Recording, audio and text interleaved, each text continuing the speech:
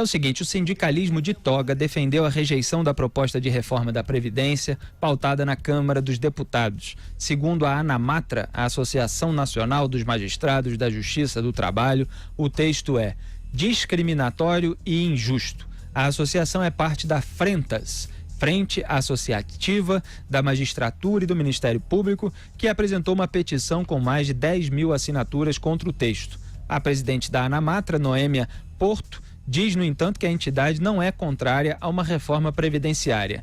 Disse ela à Folha de São Paulo, aspas, a gente compreende que elas são de tempos em tempos necessárias, mas o texto foi piorado sistematicamente contra o servidor público. Se nenhuma melhora é possível, o que se pretende é a rejeição para que outro texto possa ser começado. Fecho aspas. Todo mundo preocupado com o próprio umbigo, né, Augusto Nunes? Nesse momento, aquelas entidades que dizem representar todos os servidores ficam ali lutando por supostos direitos, sem levar em consideração que há muitos privilégios que acabam acarretando em todas essas despesas que fazem com que as contas públicas não tenham o seu devido equilíbrio. Estão, como muitos deputados, defendendo os privilégios de quem gozam. É disso que se trata.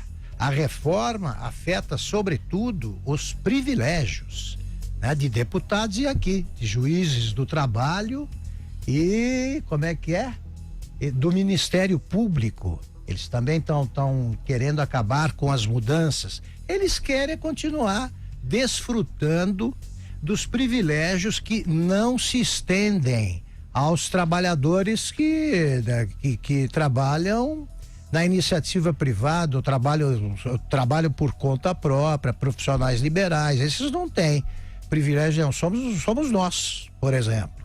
Agora, essa turma da Câmara, ontem, dizia isso aí, eles diziam que os pobres queriam sofrer e atacavam sistematicamente as emendas liberadas pelo governo, né, que contemplam aí as reivindicações de vários deputados. Em primeiro lugar, eu sempre disse que articulação política é isso aí, né, que quando os que clamavam por articulação política deviam prever que deputado ele costuma pedir emprego, eles não levaram, e verbas que eles têm de levar porque o Congresso aprovou o orçamento impositivo.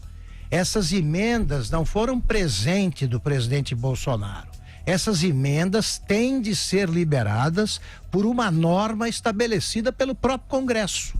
Então o PT, que aprovou por unanimidade essa regra, ontem dizia, estão comprando votos. Quem comprou voto foi quem fez o mensalão, o petrolão, quem loteou o ministério. Agora são emendas previstas no orçamento.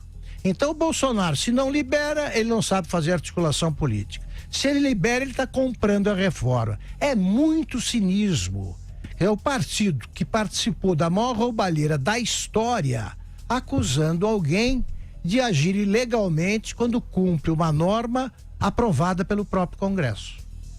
Ana Paula Henkel, a nossa Ana Paula do vôlei, queria explorar um pouco o seu lado, Ana Paula, de atleta olímpica, super campeã, torneios nacionais, torneios internacionais, para fazer uma analogia, não exatamente perfeita, mas no esporte, você sabe muito bem, Ana Paula, é preciso fazer muitas renúncias pessoais, muitos sacrifícios em nome do grupo, em nome do time, em nome da equipe.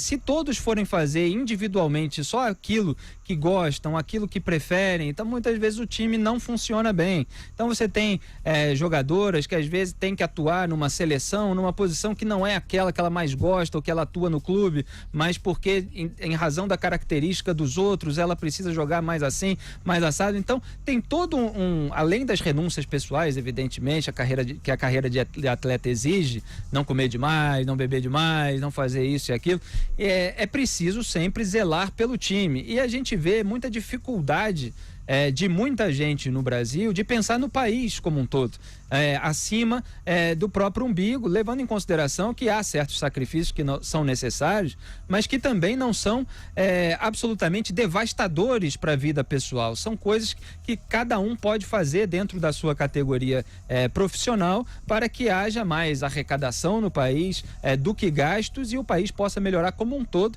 Aí lá na frente as pessoas vão ter esse retorno na qualidade dos serviços, no crescimento da economia, na eventual prosperidade de que vão também usufruir. Você não acha que é assim? É isso mesmo, Felipe. O esporte, ele tem esse grande legado. Às vezes você ter que abrir mão das suas vontades pessoais e de egos e de outros planos futuros mais restritos à sua esfera familiar para um bem coletivo, para um bem maior.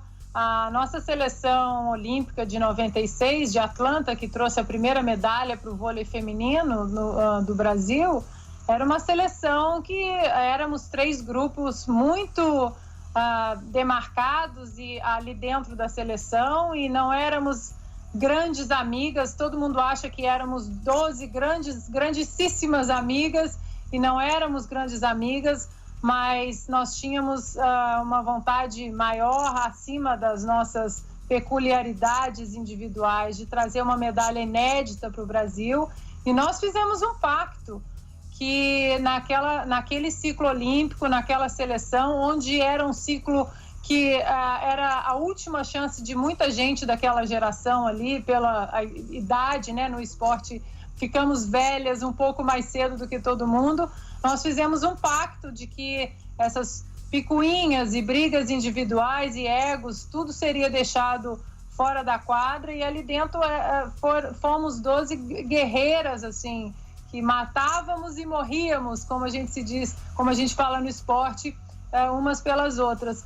É interessante a gente lembrar também da eleição presidencial de 2008 aqui nos Estados Unidos, né, entre Barack Obama e John McCain. É uma eleição super acirrada, o John McCain pelo Partido Republicano, Barack Obama pelo Partido Democrata, e logo depois da vitória de Barack Obama, a John McCain fez uma declaração muito patriótica e disse: ontem você era o meu adversário, hoje você é o meu presidente e eu lutarei pelas pautas essenciais para o nosso país. E esse é o norte que a gente tem que ter nesse momento. Eu queria fazer uma Ana pergunta. Paula, grande relato, hein? Dá tempo de fazer Claro. uma pergunta. Eu queria saber da Ana Paula, por curiosidade, que certamente é dividida com quem nos acompanha, como é que tem alguma regra de aposentadoria para os atletas? Ou conta o tempo de trabalho como atleta para a aposentadoria? Como é que é na vida de vocês? Não, Augusto, não tem nenhuma aposentadoria específica para o atleta. O atleta tem que ser maduro, inteligente para fazer o seu pé de meia e pensar no seu futuro dessa maneira. A gente deixa muita coisa de lado, estudos. Eu, por exemplo, fui entrar para a faculdade depois dos 40 anos, acabei uma faculdade aos 45, agora estou na minha segunda faculdade de ciência política aos 47, justamente por isso. A gente coloca muita coisa de lado em prol dessa dedicação, que é 7 dias por semana. Também, como vocês jornalistas, atletas, não têm fim de semana, sábado, domingo, feriado. Então, a gente coloca muita coisa de lado e não temos essa segurança. Você tem que ser inteligente e se educar financeiramente para o seu futuro. Perfeito. Não conta como tempo para aposentadoria o período em que vocês jogaram como profissionais? Ou isso é somado? Não conta. A não ser que você tenha uma carteira de trabalho vinculada com alguma agência. Você tem que fazer um certo malabarismo jurídico nesse campo para garantir alguma aposentadoria no futuro. Mas apenas por ser atleta profissional, não, nós não temos isso.